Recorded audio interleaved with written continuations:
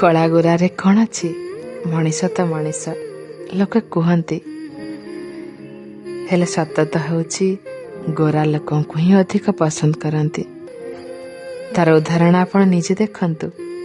ଆପଣ ଫଟୋ ଉଠାଇଲା ବେଳେ normal camera ଅପେକ୍ଷା ଫିଲ୍ଟର ଅଧିକ ବ୍ୟବହାର କରନ୍ତି।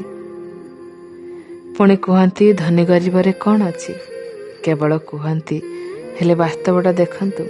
ଯଦି ଗୋଟେ ଧନୀ ଲୋକ ଆପଣଙ୍କ ଘରକୁ ଆସୁଛି, ତାର ସତ୍କାର କେମିତି କରୁଛନ୍ତି? ପୁଣି ଯେତେବେଳେ ଜଣେ ଗରିବ ଲୋକ ଆପଣଙ୍କ ଘରକୁ ଆସୁଛନ୍ତି, ତାଙ୍କର ସତ୍କାର କେମିତି କରୁଛନ୍ତି? ଭାବନ୍ତୁ, ଯଦି ଦୁଇ ଜଣଙ୍କୁ ସମାନ ସତ୍କାର କରିଥାନ୍ତେ, ତାହେଲେ କେମିତି ହୋଇଥାନ୍ତା? ଧନୀ ଲୋକଟିକୁ ତ କିଛି ଫରକ ପଡ଼ିନଥାନ୍ତା, ହେଲେ ଗରିବ ଲୋକଟି ବହୁତ ଖୁସି ହୋଇଯାଇଥାନ୍ତା। ଆଉ ତା ଖୁସି ଆପଣଙ୍କୁ ଆଶୀର୍ବାଦ ଦେଇଥାନ୍ତା। ଆଇନା ସଫା କଲେ କ'ଣ ହେବ? ଧୂଳି ତ ମୁହଁରେ ଅଛି। ମୁହଁ ସଫା କରନ୍ତୁ, ସବୁ ଠିକ୍ ହେଇଯିବ।